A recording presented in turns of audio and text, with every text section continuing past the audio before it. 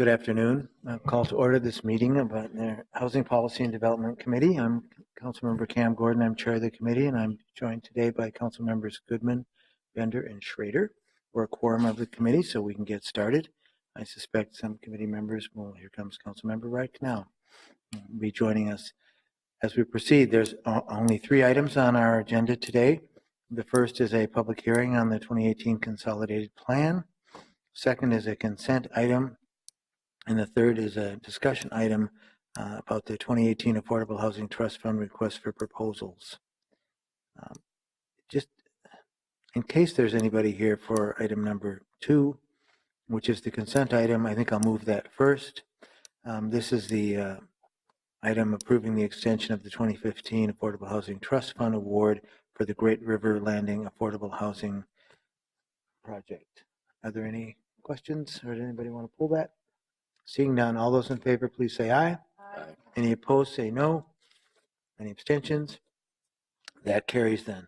And now we can move on to our first public hearing, or only public hearing, our first item on the agenda. And we're going to get a report from Ms. Nessie on this. Just a little overview. This is our 2018 Consolidated Plan Action Plan. This is an annual filing. It's rather extensive, 118-page, I think, action plan that goes to the federal government and lets us hopefully get some grant funds from them. Welcome. Good afternoon. Good afternoon, Chair Gordon and members of the committee. My name is Allison Nessie, and I'm the Senior Resource Coordinator in the Intergovernmental Relations Department.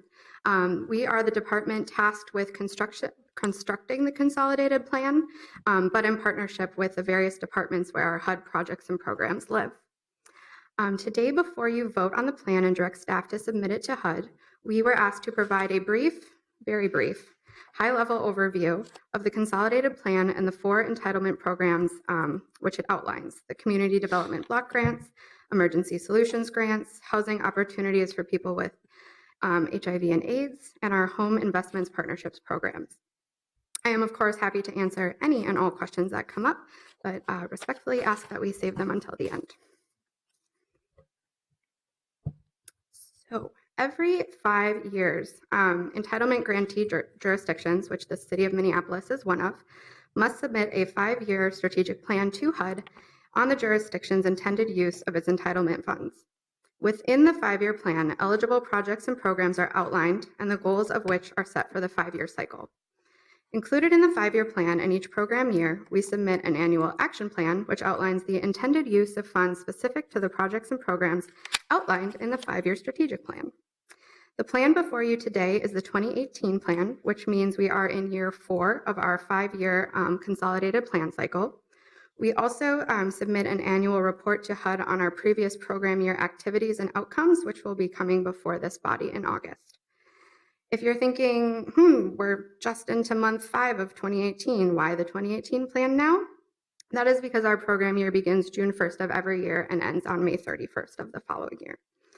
Our timeline and process for the drafting and submitting of the plan to HUD is dictated by HUD's statutory and regulatory requirements, but the allocation of funds in the plan is not a standalone document. It is a reflection of the city's budgeting process. Project and program amounts were allocated in the 2018 budget and financial schedule 4.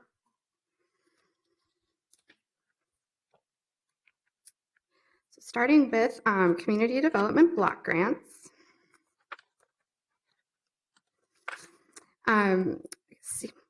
Fondly referred to as CDBG. CDBG was established through the Housing and Community Development Act of 1974 to streamline federal community development programs. At the time, there were numerous community development programs that all separated or all worked independently, and this was an effort to consolidate to make the program more efficient. The purpose of CDBG is to provide decent housing, suitable living environment, and expand economic opportunities principally for low and moderate income individuals and families. Our 2017 allocation was around 10 million, a little above, but you'll see on the chart below on this slide, our allocation has decreased significantly over the past 2 decades. That is due to federal congressional budgets and the funding of the CDBG program. Some of our 2017 program highlights: More than half of our allocation supports affordable housing efforts of the various programs the city provides. Our funds also support economic and workforce development programming in the city and supports the work of some of our community partners that provide public services.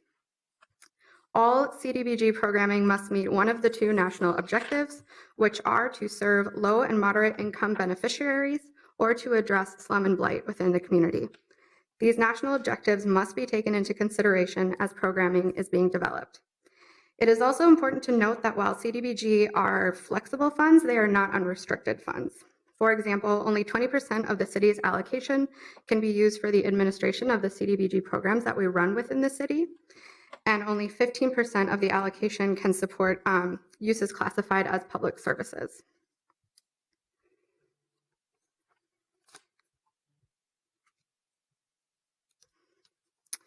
The Emergency Solutions Grant Program was established by the McKinney-Vento Homeless Assistance Act of 1987 and amended by the Homeless Emergency Assistance and Rapid Transition to Housing (HARF) Act of 2009.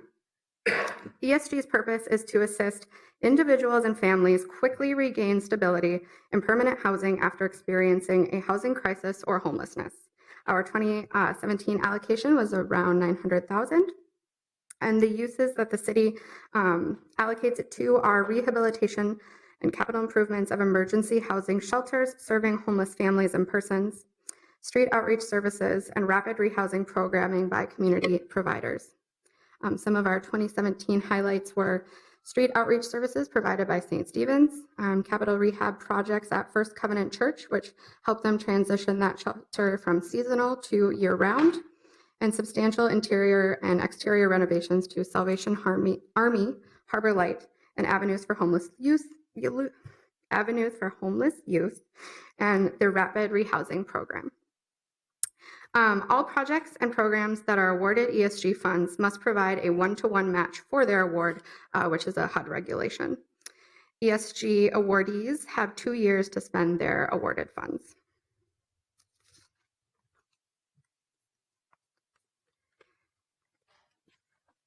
Next is the Housing and Opportunity for Persons with AIDS program, which was established by the AIDS Housing Opportunities Act, which was a part of the Cranston-Gonzalez National Affordable Housing Act of 1990. The purpose is to provide housing assistance and related supportive services to low-income people living with HIV or AIDS and their families in the Twin Cities metro area. Our allocation in 2017 was around $1.2 million. And those funds were spent on capital development at Clare Housing, which is a housing development specifically for homeless or very low income individuals living with HIV or AIDS.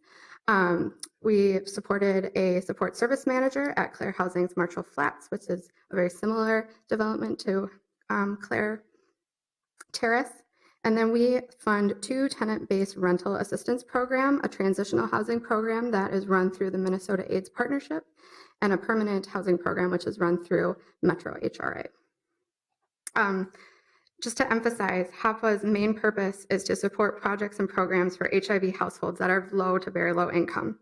The city of Minneapolis is actually the largest formula entitlement HAPA recipient in the state, and unlike CDBG, ESG, and home funds, we administer the HAPA program on behalf of the 13-county metropolitan area, so some of our recipients are outside of the city of Minneapolis. Our programming direction comes from the Minnesota HIV Housing Coalition, which serves as a planning body for the state around these issues and is a mandated activity by HUD for HAPA recipients. HAPA awardees have 3 years to spend their awarded funds. And last, but certainly not least, our Home Investment Partnership Program. This was also established by the Cranston-Gonzalez National Affordable Housing Act of 1990. The purpose is to provide funding dedicated exclusively to increasing the availability of adequate, affordable housing for low and very low income households. It is the largest federal block grant program specifically dedicated to affordable housing. And our 2017 allocation was around $2 million. We used the funds primarily to fund the Affordable Housing Trust Fund and fund the Home Ownership Works Program. Of all of HUD's entitlement programs, home is the main engine for financing of new construction affordable housing units in new developments. Home awardees have 5 years to spend their awarded funds, and luckily my CPED colleagues will be presenting in a few minutes with a far more in-depth review of our Affordable Housing Trust Fund and the HUD entitlement funds that support it. So this concludes my presentation, and I'm happy to stand for any questions. Council President Bender. Thank you, Mr. Chair. I had a question about the ESG grants. Excuse me. Is this the program that we could, if we chose to, use for operating expenses related to shelter operation and not just capital expenses? Yes. I just wanted to verify then that the current proposal is to use it only for capital program. No, we do use it for street outreach and rapid rehousing, and about less than half goes to capital improvements. Okay. So there aren't any shelters that have asked for operating assistance that we've said no under this program? I thought that was the case, but perhaps I'm wrong. I have to defer to my colleagues. What program is that then?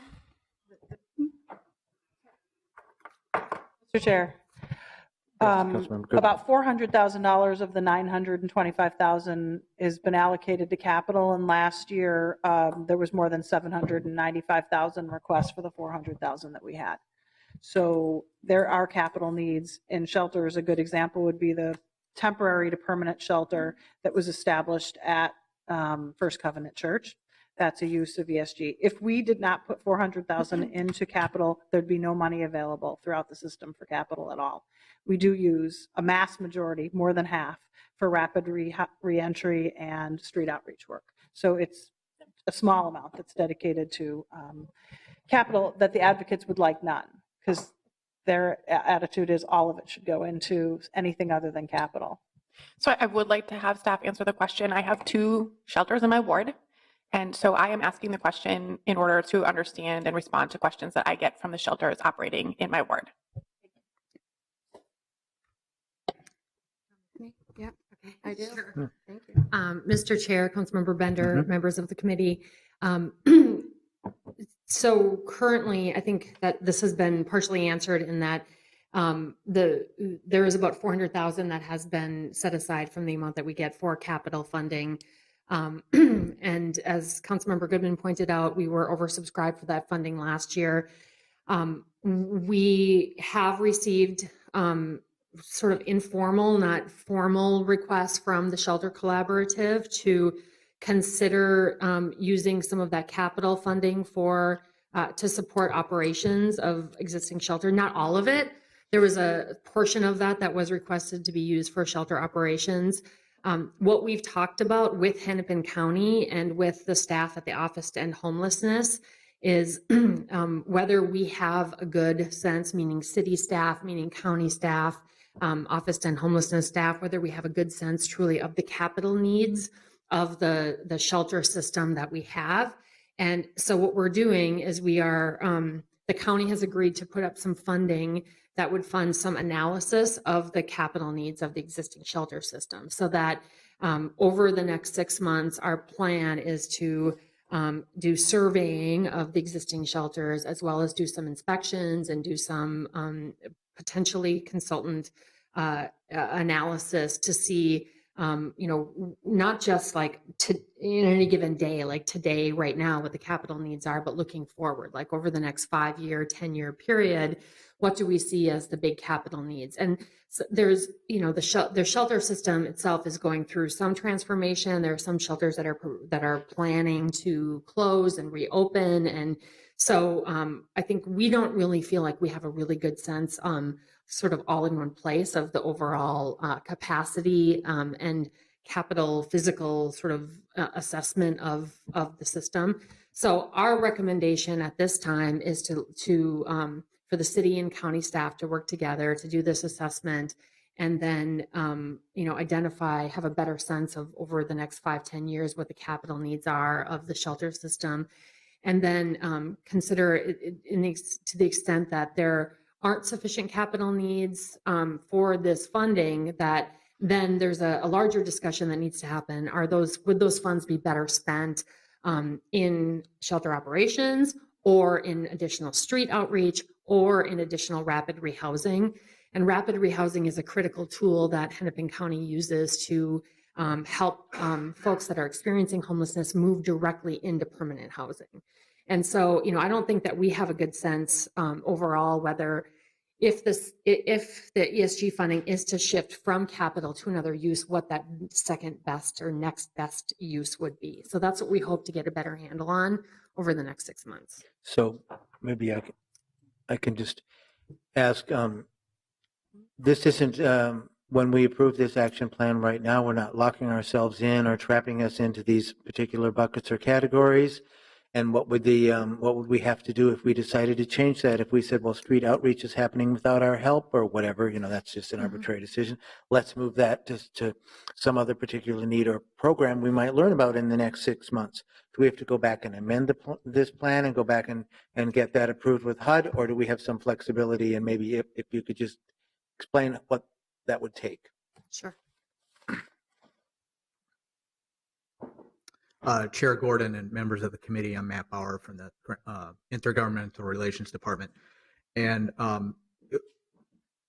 if that direction were to be given, 6 months down the road, whatever, an amendment to the plan would be required.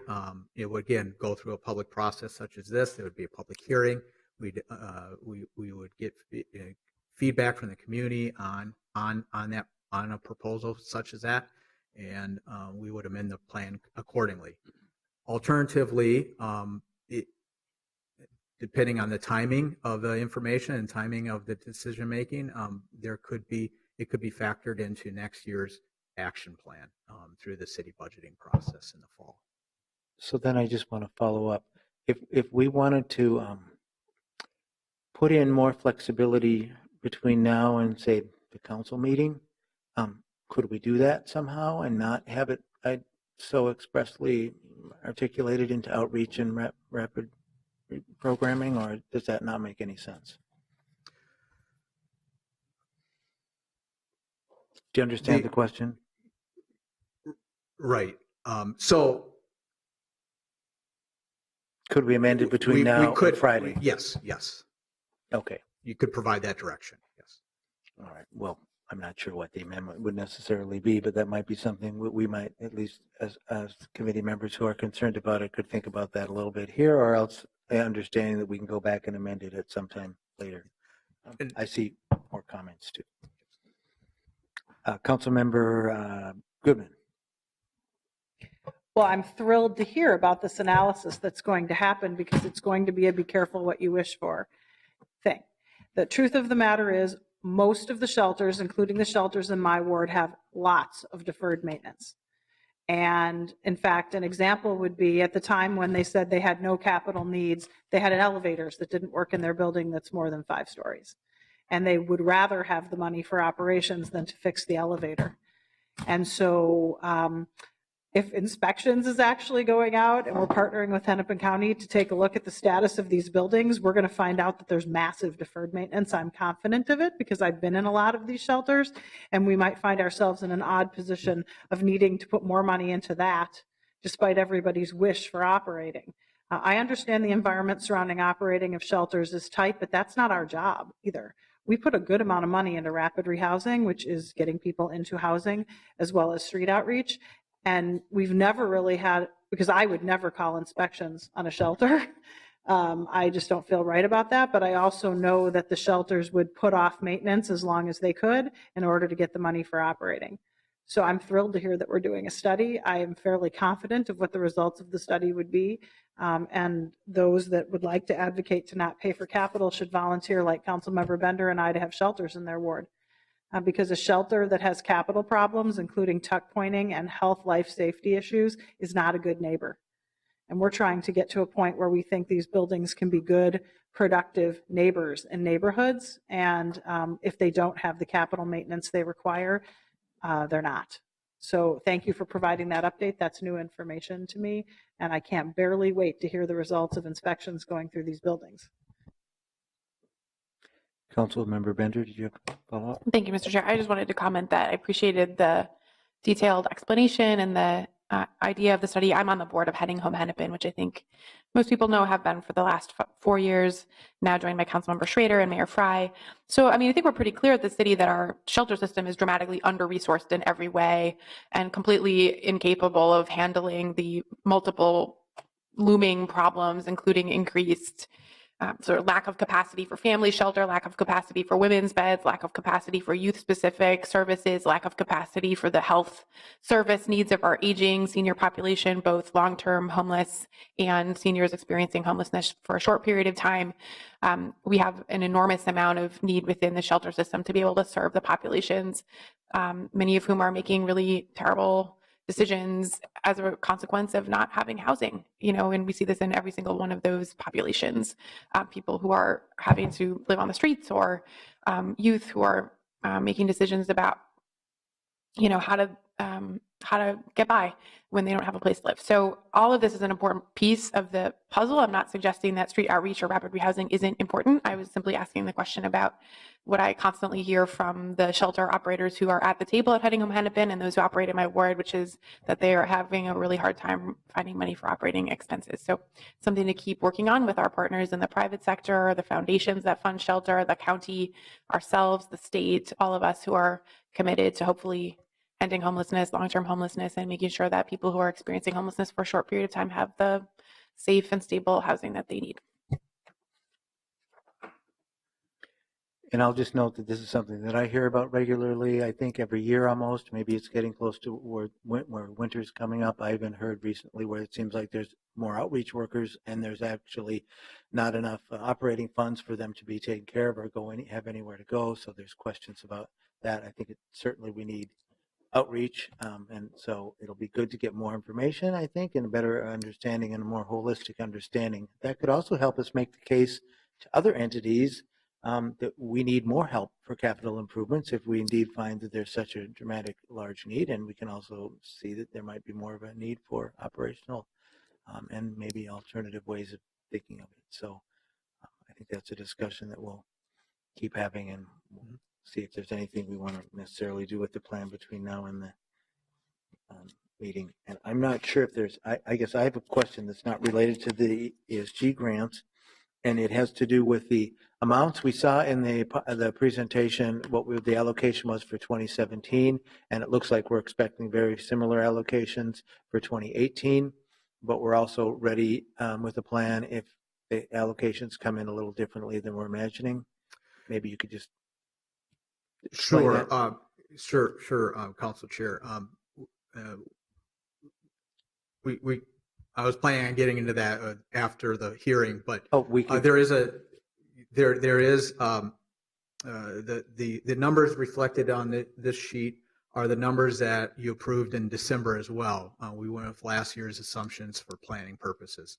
The Congress has passed a budget in the last 2 months here, finally for HUD, affecting these funds, and we have some better idea of what these the changes may be on the budgetary front, but we don't have those numbers from HUD yet. However, it appears that the Community Development Block Grant at the national level received a 10% boost. The Home Investment Partnerships received a 40% boost. The Emergency Solutions Grant received, I believe, a 5% cut.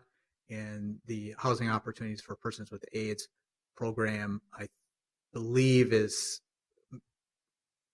maybe 1 or 2% increase. It's okay. And so in the plan, we've got contingency language for how those amounts would be distributed to the programs and projects that were identified in the 2018 city budget. And it sounds like, generally speaking, they'll go up proportionally, except there's a couple of programs that are done multi-jurisdictionally that will remain stable based on the 2018 budget. That's correct, Mr. Chair. And I think that's the Juvenile Supervision Center and the Youth Coordinating Board. Yes. Those are interjurisdictional agreements, I believe, with Hennepin County for those 2 programming items.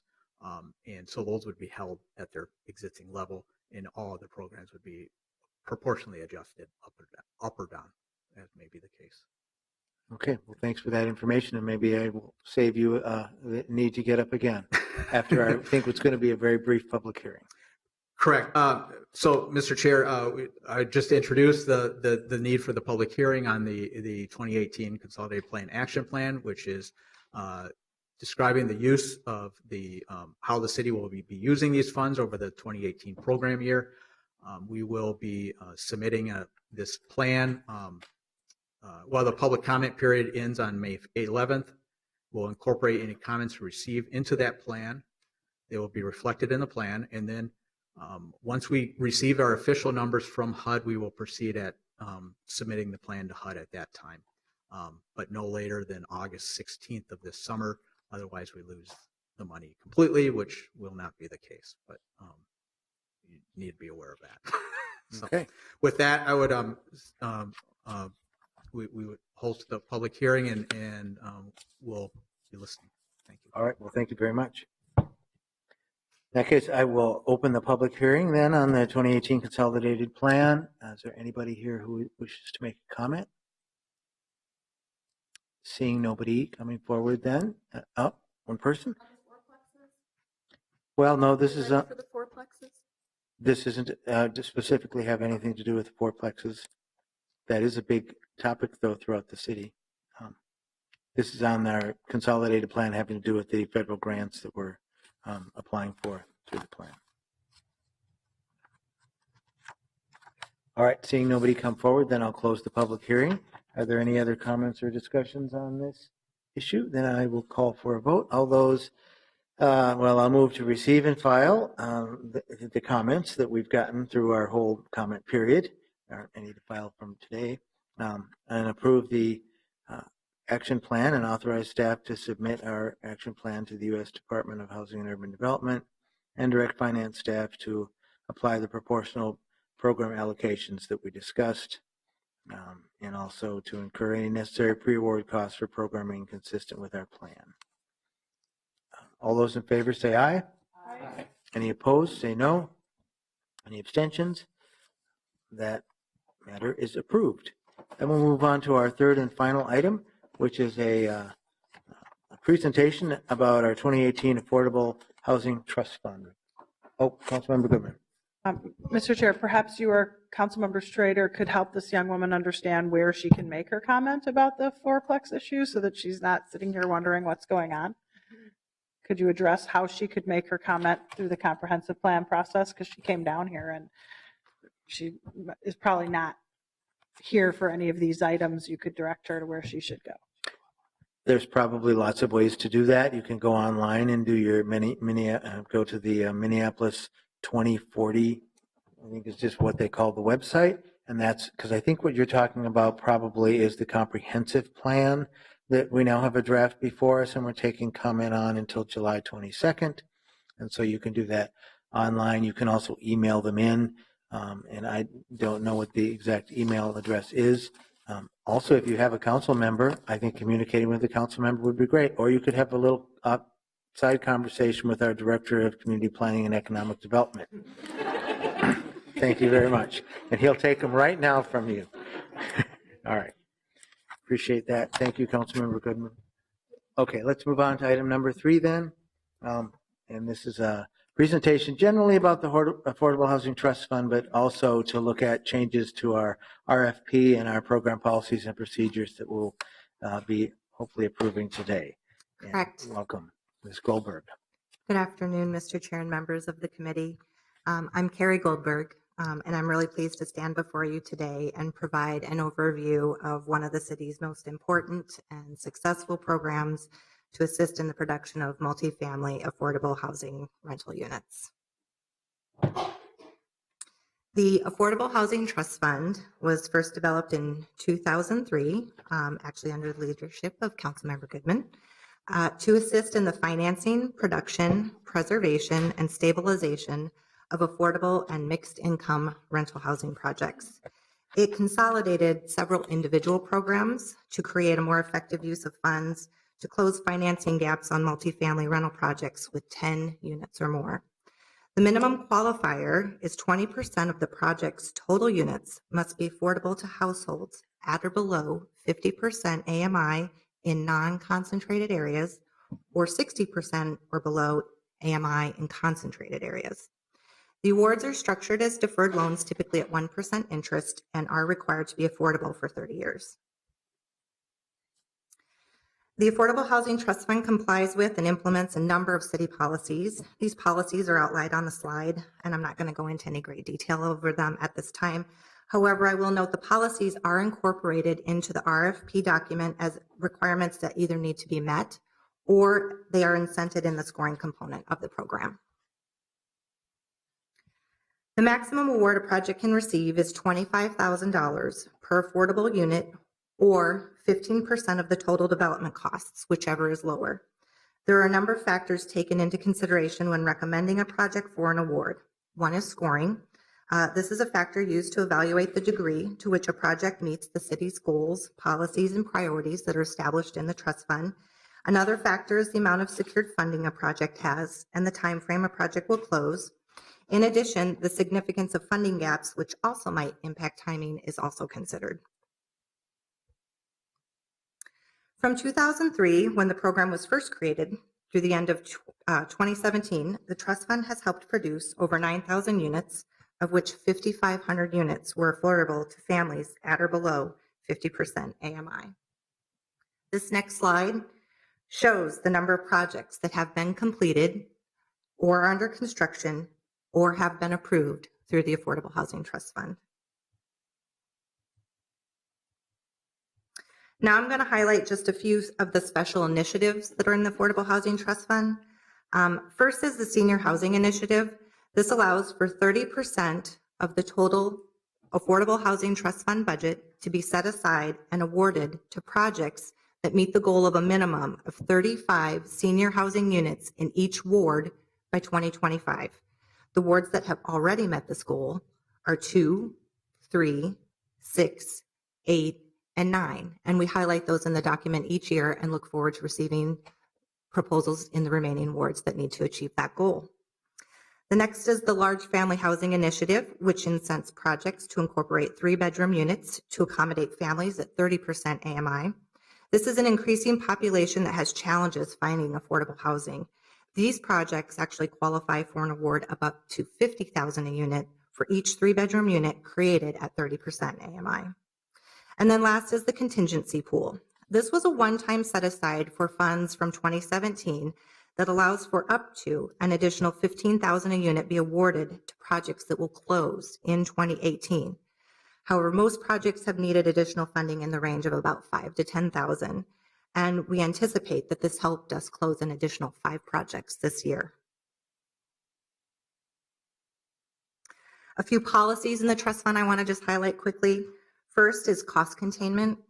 Given the limited availability of funds, it is definitely important to staff that we recommend projects with reasonable development costs for funding.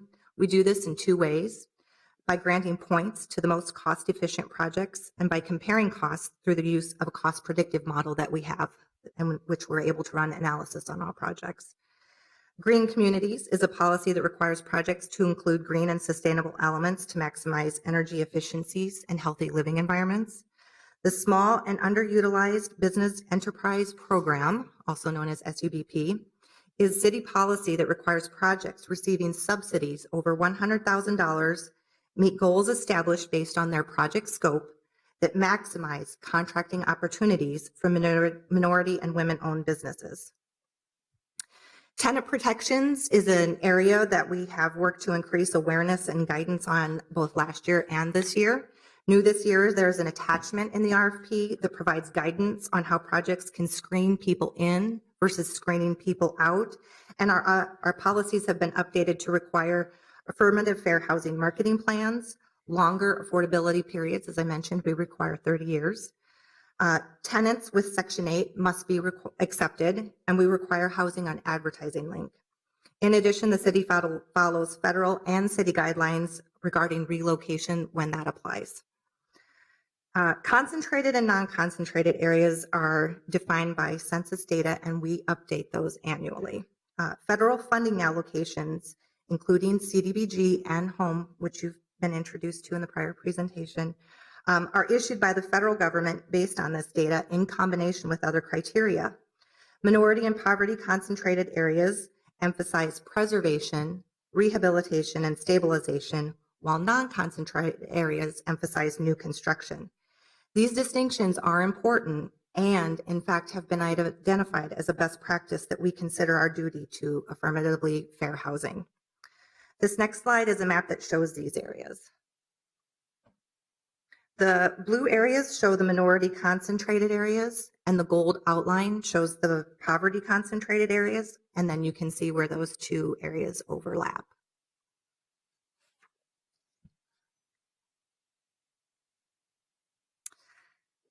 The 2018 Affordable Housing Trust Fund budget is approximately $8 million. The budget is made up of several sources in these amounts, and the allocation of these dollars is determined during the annual city budget process. Federal funds are required to be spent in accordance with their respective programming requirements. So as I go through these sources, I'm going to move to the next slide, and I've included a matrix that shows how these spending sources are permitted. First is Community Development Block Grant Funds, or CDBG.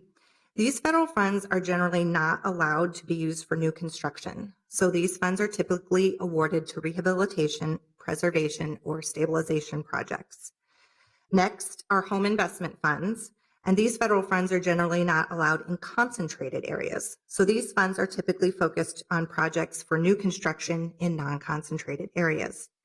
And then local sources provided by the city are the most flexible, and those are utilized if and when a federal source is not first available. And then lastly, not included on this particular slide, but is part of the budget, is if a project has not closed in a timely manner or requires restructuring for any number of reasons, the project is required to relinquish that award, and then the city will consider re-awarding these dollars either on a pipeline basis or as part of the annual RFP competitive process. These instances are unknowns, and they do happen periodically, but the dollars do remain with the Affordable Housing Trust Fund budget. So as you can see, this is a complex puzzle that staff monitors closely. Federal sources do have timeframes associated with the spend down of those dollars. Therefore, the city prioritizes federal spending first to avoid jeopardizing any future allocations. These funding amounts, as just previously mentioned, are finalized on June 1st of each year. So while we do our best to identify and estimate the budget in the RFP in May when we go out, the allocation of these sources can be a little bit more or a little bit less depending on that final allocation on June 1st. With the passage of the federal budget reconciliation bill last fall just mentioned, we are hoping our allocations could potentially be a little bit higher. So can I just clarify that what you're saying is that the federal government won't allow us to use home funding to build new affordable housing in poverty and minority concentrated areas? Correct. Thank you. That's prohibited.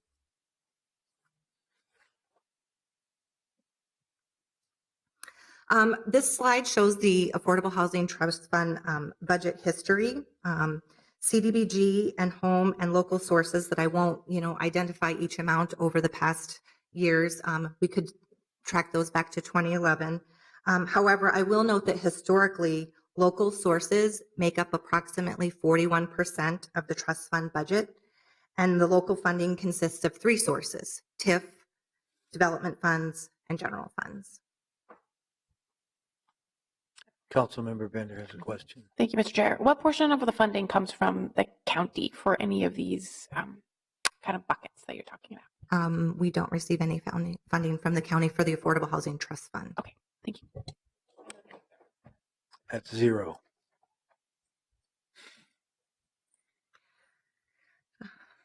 The city is required to comply with a number of underwriting criteria to meet the fiduciary responsibilities of managing both federal and local public dollars.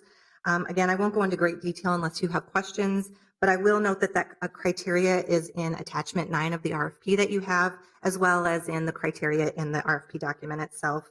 And as I mentioned earlier, projects are scored against the city's goals and policies to reflect the degree to which the projects are meeting these goals.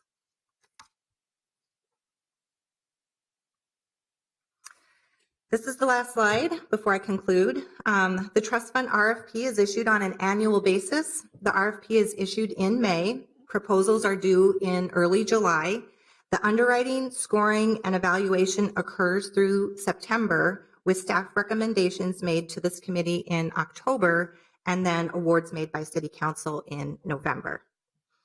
The RCA before you today has highlighted the proposed changes to the RFP for the 2018 annual round. The draft RFP has been out for public comment since mid-March, and we did receive 3 responses, one from Prospect Park Association, the Landon Group, and MCCD. There were a few policy issues that were somewhat consistent raised in all of those, and I'll quickly just highlight them since they were consistent.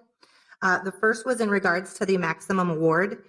This is an area we did not propose a change to for 2018, but we definitely share a concern about that. I think we will definitely consider addressing this after the 2019 budget is known. Rent subsidies were also suggested. However, this is not actually part of the mission for the Affordable Housing Trust Fund. As rental subsidies are discussed, probably new programming and new staffing will likely be addressed as well. There was also a concern about how points are awarded for the homeless category, requiring compliance with the Hennepin County Coordinated Entry System. Since mid-March, when this draft was posted for public comment, staff has also been working on revisions to the 2019 QAP for tax credits, which includes new language to address this issue. And so we would recommend adding that language to be consistent. And then lastly, there were some technical considerations raised, and while staff is comfortable with the RFP and its technical aspects, I will note that any outdated information, links, or content clarification is always updated before we post it in May. Sometimes those things are updated in between the time it's posted in March and May, so we wait until it's actually officially posted to make those clarifications. So with that, staff's recommending approval of the changes as presented in the RSCA, and I'd be glad to answer any questions at this time. Well, thank you very much. I think we might have a little discussion. Councilmember Schrader. I just have a question about the maximum award, the issue raised that it's rather low, and addressing it in 2019. Just wanted to know why the wait until you have that budget. Does the amount have some effect on that? Well, right now our budget is set, and in knowing the history of how many applications we receive and how oversubscribed we typically are, we wanted to make sure that in addressing an increase in the maximum award, we've addressed that in our budget considerations as well. Okay, thank you. Councilmember Goodman. I'm just wondering if you could give me a sense of where tax credit pricing is at right now. There's been a lot of talk about the tax credit pricing, whether or not there would be tax credits. Then now that we know that we are going to have federal tax credits at the 9% and 4% rate, where is the pricing sitting at right now for a project that was seeking to sell their tax credits? Well, I'm working on Great River Landing, and their tax credit pricing came in around the high 80s. I don't know if anything else has come in a little bit higher more recently. It's stabilizing compared to was, a few months ago, but I'm not sure exactly where it is at right now. Yeah, Chair Gordon, Councilmember Goodman, we're seeing a range depending on the specifics of the project and who's served by the project, from probably about 88 cents to 94, 93. So that's pretty good. So it's stable. I mean, we're never going to be back to the time when tax credit prices were above $1 per credit. That's never going to happen. And I remember days when they were at 68 cents.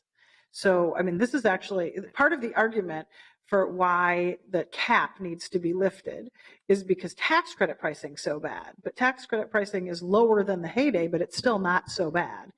And I'll also note that we're a gap funder, not a primary funder.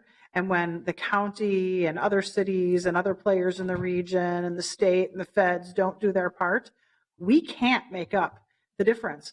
With almost half of our households cost burden that are in naturally occurring affordable housing, it's like telling them that their rent should go up and they're already cost burden to solve yet another problem. And so I just want to be able to understand this a little bit better. I think Councilmember Schrader's question was a good one. And while we know how much money we have, we're a gap funder. I'll notice this, the feedback on this is coming from people who build, not necessarily people who preserve existing affordable housing. And we've been joined by Councilmember Cano as well. Thanks. Nice of you to be here. Have a question or comment? Thank you, Mr. Chair. I'm wondering if the staff could please go back to the slide with the map that had all the little numbers in the blocks. Yeah, that one. The concentrated? what is the, what are the numbers, what do the numbers signify? The 20, the 1018, the 1054? Those are the census tract numbers. Oh, When okay. you're using federal funding, you have to identify the census tract numbers. And then a lot of times our applications will also receive tax credits. And your basis is established also by identifying the census tract number. Okay. And so then, can you just clarify what it means for what it means for affordable housing projects that want to begin work in areas that have both the blue and the yellow around it? That just informs the funding source or the points or the priorities the city has. Again, in areas of concentrated minority and poverty populations, we don't encourage new construction to avoid further burdening those areas. We like to see the new construction in non-concentrated areas. However, with the need for affordable housing, we really don't see projects we don't like. And so we have to, in the puzzle of putting together all the different sources, just make sure we're not putting a federal source on a use or a project in a location that cannot be utilized. And so the areas that have the yellow and the blue are the areas you just talked about? Or is it all the blue areas? Sure, sorry. I just wanted to provide a little bit of clarification to Carrie's answer, but to answer that second question first, all of the blue areas are areas of minority concentration. All of the areas outlined in gold are areas of poverty concentration, according to the city definitions, and then some of them overlap to be both. So we encourage new affordable housing development throughout the entire city. It's not just that we only do new construction outside of those areas. It's just that certain funding sources, like the highly competitive 9% tax credit program, incent new construction outside of those areas. But we use other city funding programs, most specifically housing revenue bonds, to do new construction and throughout the entire area of the city. So it's a both and scenario. Could maybe just to clarify, could you just talk a little bit about the points and the difference in points you'll get in the different areas depending on the affordability? Can you define that for us? Based on the concentrated and non-concentrated Yeah, let's say areas, you're- or based on affordability? I mean, the affordability is, we like to see projects and you're incented at 50% or below AMI in non-concentrated areas. And then to encourage mixed income, the affordability requirement is 60% or below AMI in concentrated areas. And then the points reflect that. So the points are awarded based on preserving units or rehabbing or stabilizing units in concentrated areas, and points are awarded based on new construction in non-concentrated areas. I don't want to mix them up. So I guess what I wanted to be clear is that we actually, we would be incentivizing a little bit higher rents in the poorer neighborhoods. You get more points if it's at 60% of metro income in a concentrated area of poverty. Is that correct? Well, if it's preservation, rehab, or stabilization. Okay. What about new construction?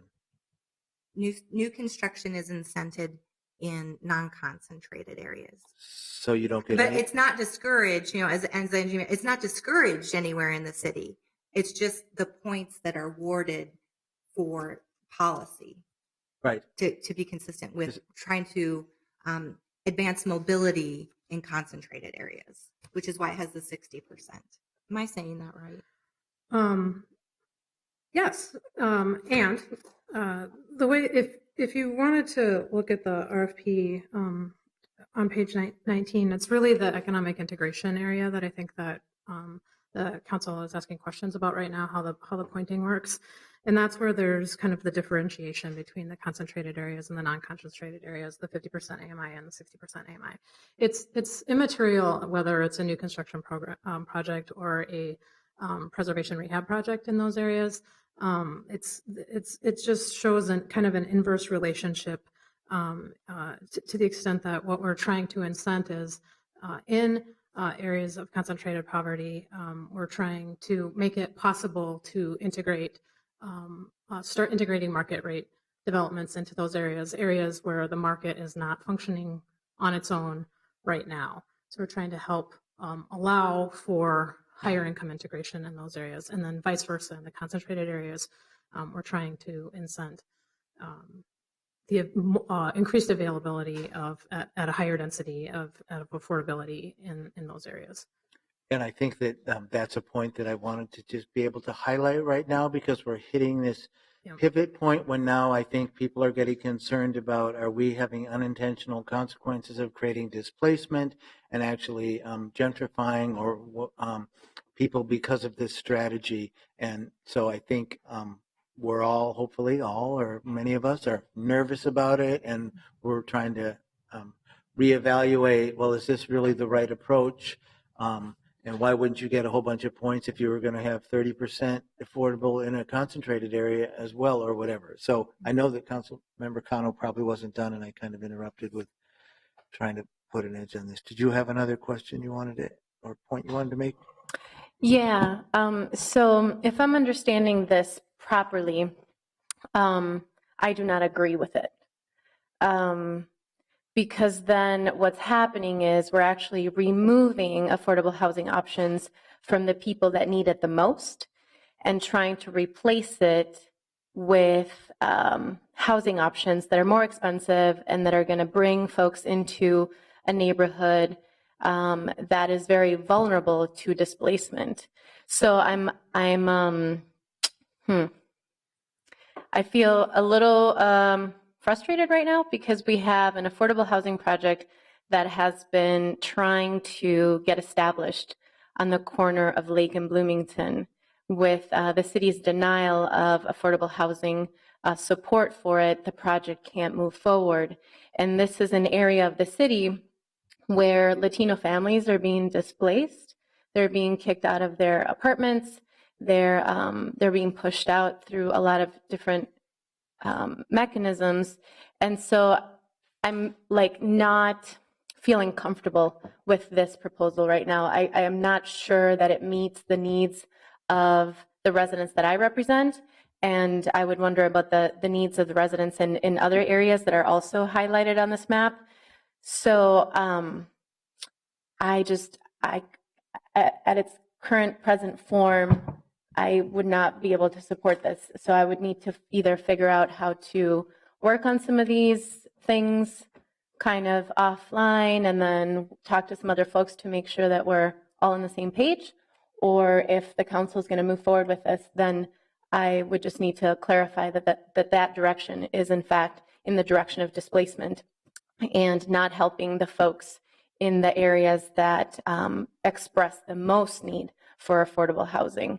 And by that, I mean all of it. I mean new, I mean preservation, I mean, the refurbishing of old units.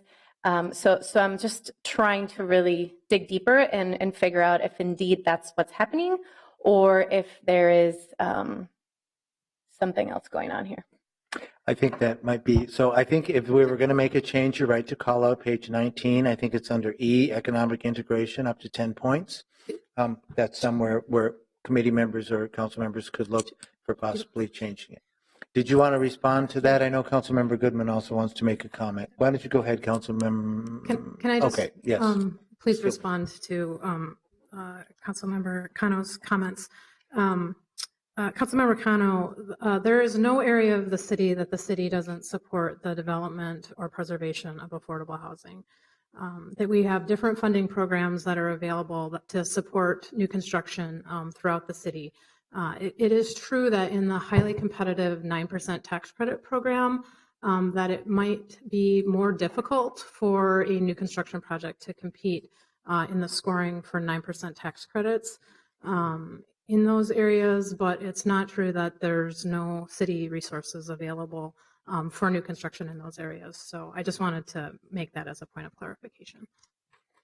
And I would also just refer you to the map, Carrie, helpfully just brought up again now that shows where the Affordable Housing Trust Fund projects have been developed and or are under development throughout the city. And you can see that there's a wide range of of projects that are done throughout all areas of the So- city, although we certainly strive to continue to diversify those locations. So I appreciate the clarification, and I want to articulate that my concern is based on the prioritization of those granted projects, because we can't obviously support all of the projects in all of the parts of the city that want support. So it comes down to the competitive process based on the scoring and some of the other things that you talked about. So this map is a nice illustration of how we have focused some of our resources to help those in need. And what I want to make sure we're doing is that we continue that support instead of try to, I guess, dilute that support for areas of the city that may not see the greatest need, and also won't feel as much pressure when you introduce more wealth into a neighborhood that traditionally hasn't had that much wealth, and then would therefore have a negative effect on the most vulnerable populations that live in that area or district. So so I'm just trying to make sure that I really understand the implications of this program's decision, because 2, 3, 4, 7, 10 years down the line, this decision is going to change the face of our city. And so I'm just feeling really concerned with this conversation and the direction of it. And it's not a personal issue with you or either of you standing here. It's more of a question for the council about what is it that we're saying to our residents through this decision. So I just wanted to clarify the intent of my question. Thank you very much. Appreciate that. In the discussion, I think Councilmember Goodman would like to make a comment. So most of you know, perhaps newer council members don't know, that there's this large discussion going on between essentially the Myron Orfield people versus the Ed Getz people. And we're seeing a mirror of that conversation happening right here in the city. Do you have more affordable housing in the city or in the suburbs? Does it go traditionally where it hasn't been, or do you concentrate it where it is? And the city's point of view on this is we want people of all incomes in our city, so for us, more affordable housing is better. Now you see it breaking out in this conversation that we're having right here with Councilmember Cano. Do we want more affordable housing in areas of unconcentrated poverty? And by looking at this map, I would say, yes, we do. Or do we want to further concentrate the poorest of poor in neighborhoods that are already the poorest of poor? And I suppose council members who have a more direct stake in that could have should speak up. And I hear Councilmember Cano speaking up. But I want to remind us that a 9% tax credit project, we should be cheering when that project goes to a neighborhood like Kenwood or Lowry Hill, and we should be questioning if that project goes at Lake and Hiawatha. What the city strategy has been for 4 years is to try to build wealth in communities that are very poor by trying to help build the market and have housing that's a little bit more expensive. I would hardly call a 50 or 60% tax credit project market rate and gentrification. So I am interested, in hearing from Councilmember Schrader, given his, expertise in this area, as well as Councilmember Ellison, about whether or not we want to change direction here and suggest that we should further concentrate 9% tax credit projects in neighborhoods that already have incredible poverty and keep them out of places like Kenwood, or we should continue this economic integration by favoring very low-income projects going into non-impacted neighborhoods. I keep hearing, or did at least, from varieties of advocates and council members that trying to put a little bit more market rate housing, which is still affordable to people at 50 and 60%, onto West Broadway is a good thing, not a bad thing. But maybe it is a bad thing, and I don't know. I don't represent West Broadway. But I do think if we're going to have a shift in this, we should talk about it right now. Now I'm in trouble because Andrea's getting up. But I mean, I'm basically just, I'm articulating what the strategy has been all along. The question is, do you allow West Broadway curve to happen on West Broadway because those rents are at 60%, or do we demand those rents be at 30%? And those projects would not score as well on West Broadway as they would in Kenwood. So I understand where Councilmember Cano is coming from, but I would say that projects that are at 50 and 60% of the Metro-wide median income in non-impacted neighborhoods are good. Schrader actually wants to weigh in. I'm not sure if that was a question. I think this was more for a comment out here. Was that a question for staff? Councilmember Goodman? Okay. And others to chime in Let's hear- about what they want in their ward. There's one point of clarification to make, and that is that the item that is before us today is the trust fund guidelines. And just so the council knows, the 9% tax credit program is guided by our qualified allocation plan, which we're still working on and is yet to still come before the council. So they are related because we try to have these two programs align to the greatest extent possible.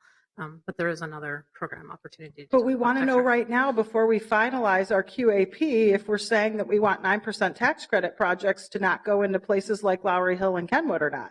Well, we should probably be working on that and taking, hopefully you'll take all these comments into consideration and while you're thinking over your recommendation about that. But I think that is a good point. We're talking about the Affordable Housing Trust Fund, RFP, and the point system, which connects to this too. Yeah.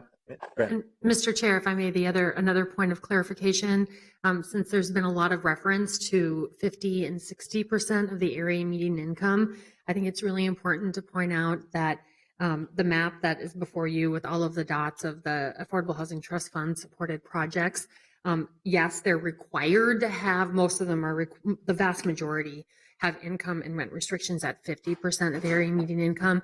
But there are additional points no matter where the project is located, whether it's in a concentrated or non-concentrated area, for projects that serve extremely low-income households, households that have experienced homelessness, households that have special needs, and households that serve folks at or below, or projects that serve households at or below 30% of median income. Large So these families. So these or large families. So so it's not always that the rents are necessarily in these projects higher than rents in the surrounding area. These dots represent a range of different projects serving a range of different incomes, all at or below 50% AMI. In very few cases, they go up to 60% AMI, most 50%, but a lot of them serve deeper affordability as well. Appreciate that, Councilmember Schrader.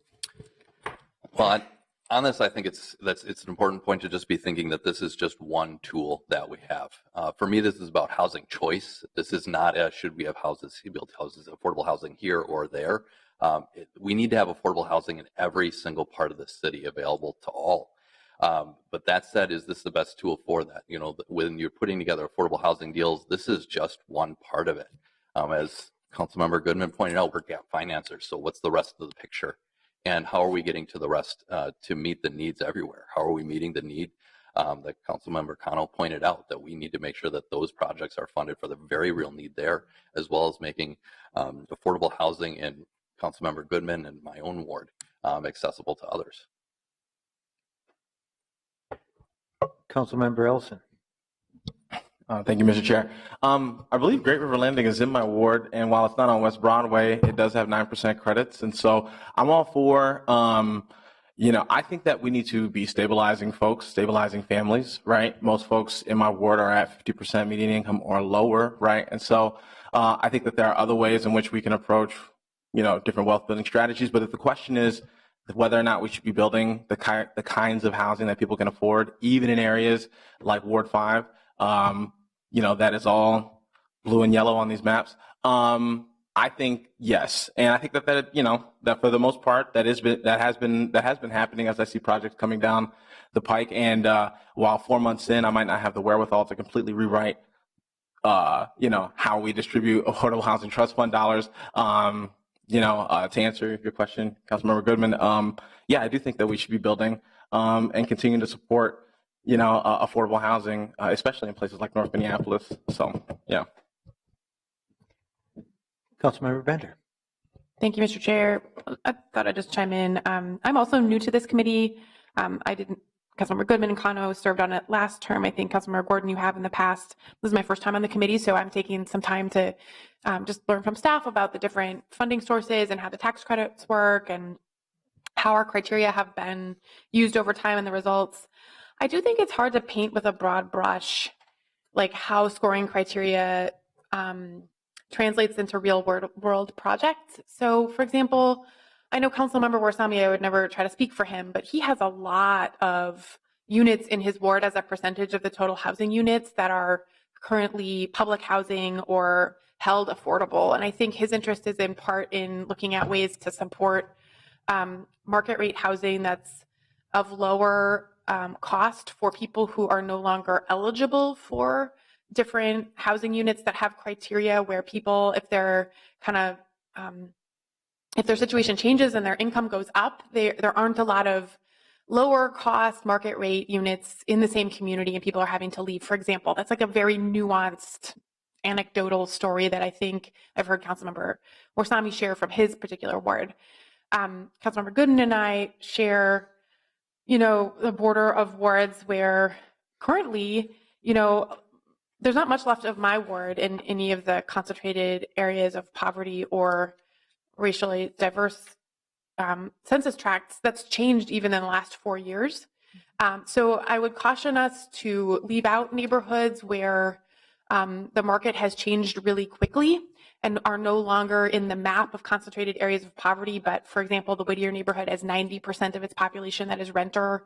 That displacement in housing is a huge concern. We're losing immigrant families and folks who've lived in the community for decades, kids in the schools from rising rents and displacement. I wouldn't want to exclude a neighborhood like that from investment of affordable housing where it is so desperately needed. There's a project on Hennepin Avenue, which was selected, I think, because it's a transit corridor, because it has a ton of amenities for a new housing projects for kids coming out of foster care called Paris, that I know Councilmember Goodman has been working with the community on. And so that is not in a concentrated area of poverty. It is very popular in the community. So I think there are examples of really good projects all throughout the city. And I do still want to I think these questions are really important to ask. And I know you've been asking them as staff. I know you're following the direction that you've been given by policymakers, including myself, who voted, in my first term many times on the criteria that you've brought forward. So I just wanted to thank staff for just carefully considering all of these things as you're weighing this.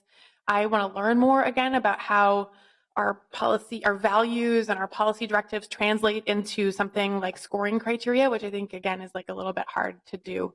But I know that the scoring criteria are part of how you select projects, and then you're also looking at that greater context about what population is being served here. How much do we think this project will be competitive for the many, many other funding sources that any project needs when we give it its first funding, things like that. And so I appreciate the conversation. I think I agree with the questions that are being asked and the general direction that you're talking about. I also feel like the preservation program that, again, is very new, that staff brought to us last term, is a really critical piece of this puzzle of looking at neighborhoods where we're trying to build wealth and preserve the ability of our existing populations to stay in the neighborhood and thrive in the neighborhood.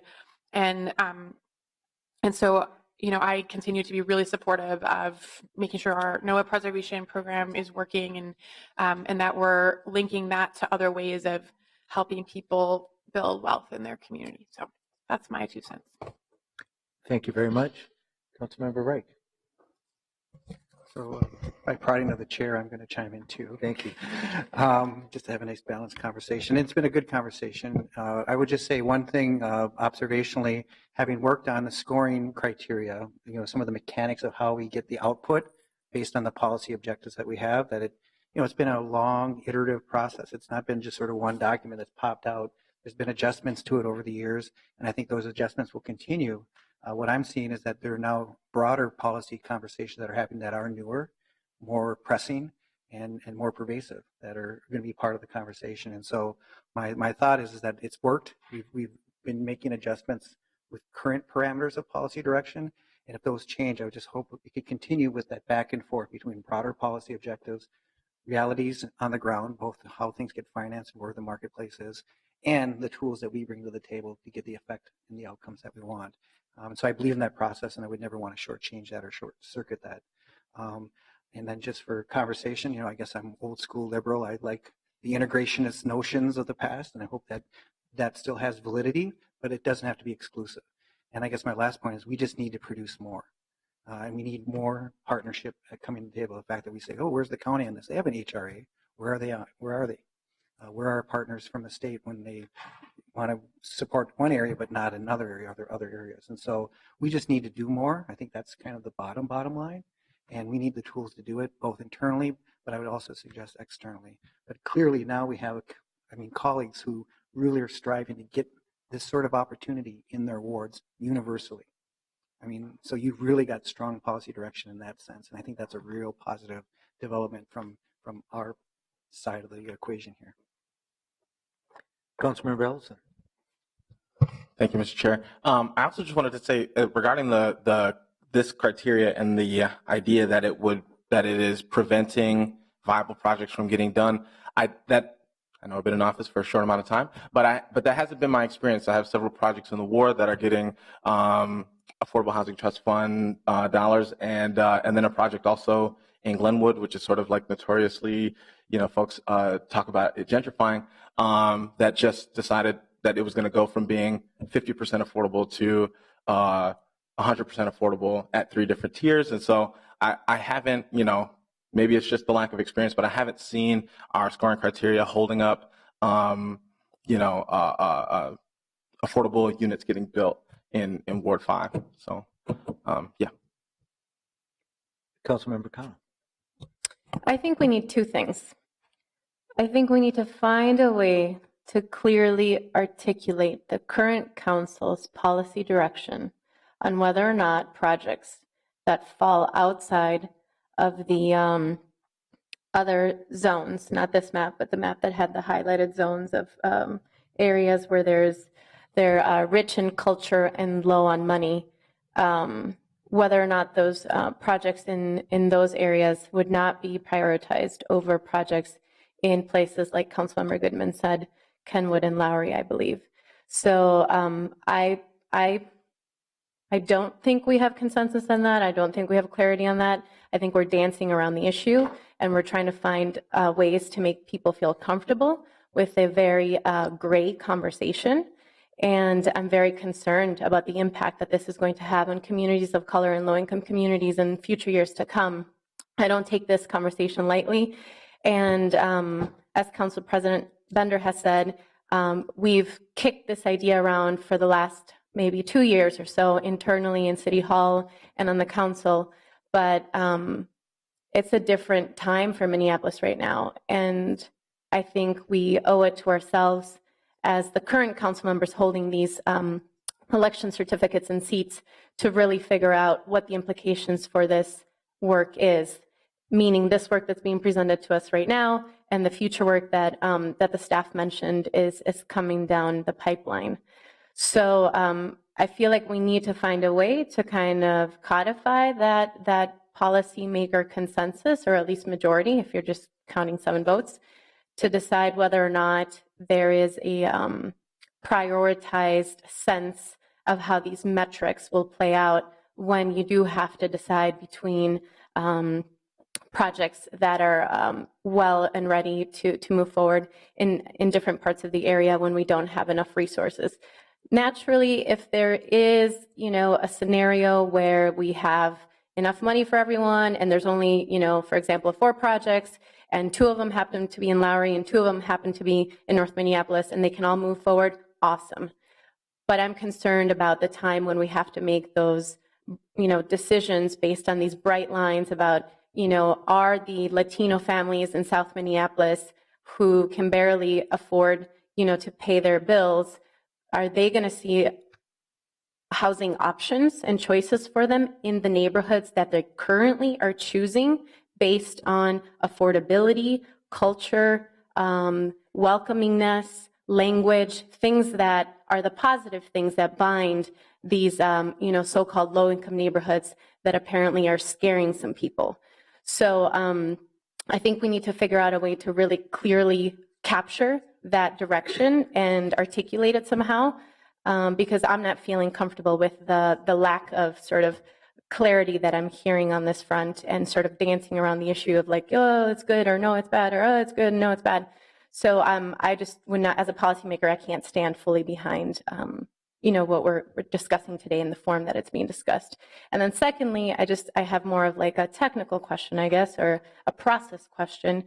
How has the community weighed in on or approved any of these sort of discussions or plans?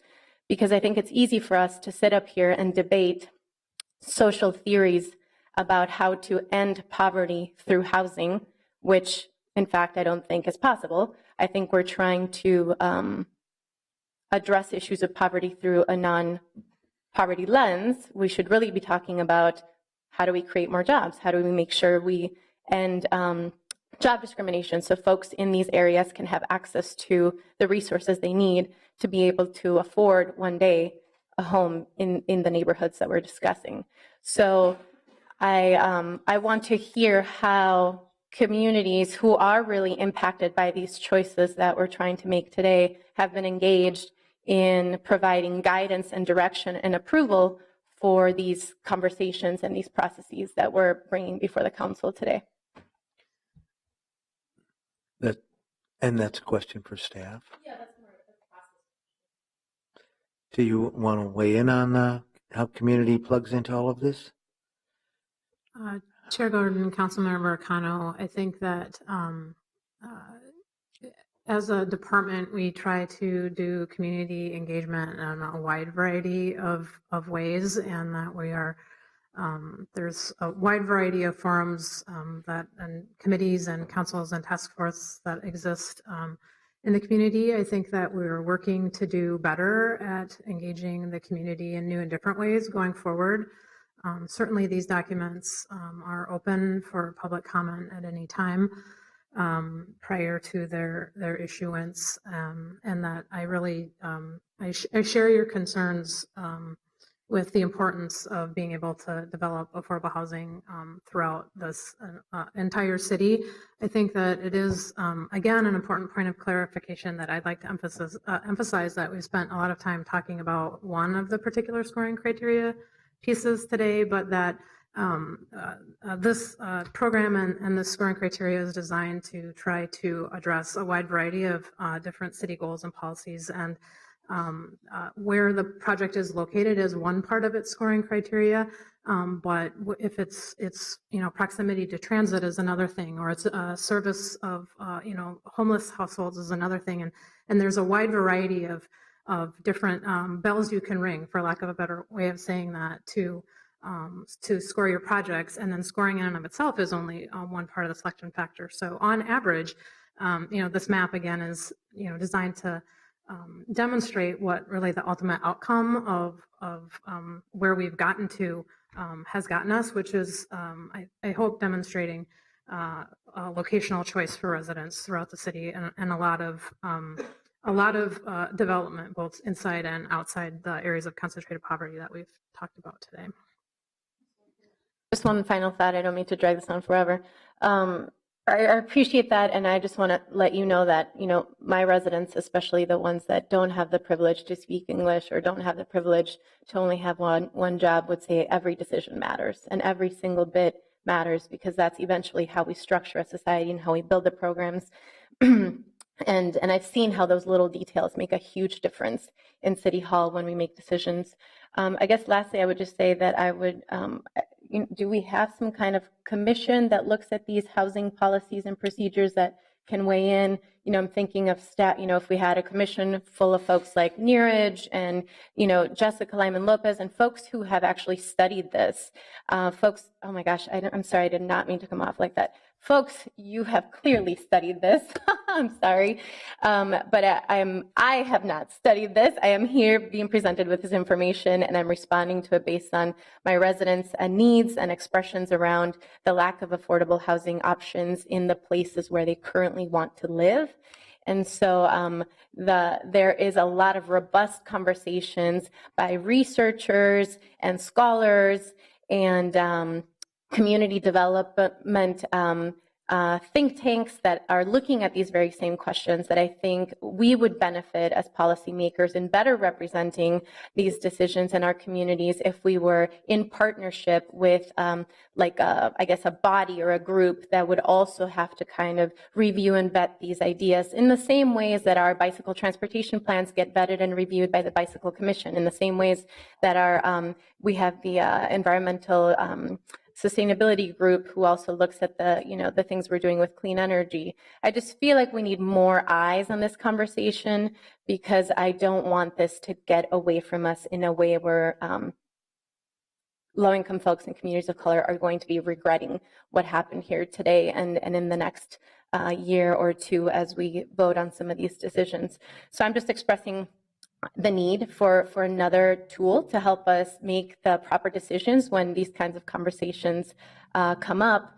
And then lastly, to Councilmember Kevin Reich's point, yeah, absolutely. Producing more affordable housing units will definitely happen if we invest in areas where the land value is not as much as the other places where we know it currently doesn't require a need or a demand. And so one strategy to really put our production into high mode would be to continue to prioritize the areas where our residents are suffering the most in terms of not being able to have access to affordable housing options and choices in the neighborhoods that they want to stay in and have, in fact, reclaimed and converted to places of their own home. So thank you, and I appreciate all of the work that you've done with my office on other things such as Little Earth. So I know that you are all very talented, very committed public servants, and the conversation we're having here today is very new for Minneapolis, and sometimes some of the I guess, tension that you might feel is because we're tackling issues in a very different way in this day and age. So it's not because we're not doing a good job together, but it's just we're tackling things that we haven't touched before. Thank you very much. I'll just note that we are hopefully going to be setting up a housing advisory committee. I believe we'll get a recommendation coming up at our next meeting, in fact. Councilmember Bender. Thank you, Mr. Chair. I'd like to move approval of the item that was recommended by staff. As I review the criteria again, it's hard for me to look at these 86 points and how they're distributed and know from my level of experience how that translates into real projects in the real world. And that's where I think the experience of our staff who've been managing this program for many years is very helpful. I think it's hard just to be very clear where I stand. Number one, I think it's very hard to look at this map and argue that the city of Minneapolis is not building housing, affordable housing, and preserving affordable housing in areas of concentrated poverty, because it clearly is. And number two, I would not support at this time any change to criteria that would make it harder to build affordable housing in my ward, where I have 80% of my population who is renters, many of whom are households of color who've lived in the community for a long time, who are facing displacement. So that is my position as the council member from the 10th ward on behalf of my constituents. Thank you, Councilmember Schrader. I don't also support this proposal. I think that there's very real discussions we have to have about what policies are going to get to the issue of creating affordable housing everywhere. I think that we're talking about a very specific how we use the Affordable Housing Trust Fund, and I think we need to, as we go forward, make sure that this policy is filling in gaps that other ones aren't having, and that there isn't a stacking against certain projects. I think that would be helpful to the council to see that we're thinking about the full spectrum and we're thinking about the whole city to make sure that that kind of a goal is being realized. Appreciate that. And there's a motion here. I just want to suggest that maybe what we want to do is also look at our unified housing policy. Once again, I know we just amended it and tweaked it back in December, but this might be a place to start thinking about that. I think this is a really big, important discussion. I was actually here when we started having a discussion about this years ago, or probably wasn't the start, but to me it was a start, and we would get a lot of comments on how we're concentrating poverty, and we're just making situations worse in some areas, and how we weren't able to get any affordable housing in other places. And so I think this was a good intentioned effort where we wanted to see if we couldn't do that. And actually, there's parts of my ward where people were saying, why can't we ever get affordable housing built here? Why can't we get any more built? And I think that was the idea.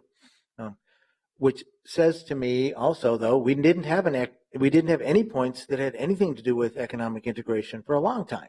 I mean, we could probably take that section out and we'd still find people scoring well, and we'd be putting in housing and subsidizing affordable housing all over the city again. So it's a thing that we can talk about. It's actually just a difference of about 9 or 10 points in the whole scheme of things on this little. So we picked a little part to talk about it, and I think we picked it to talk about it because it raises this much bigger issue, and something that we do have to discuss.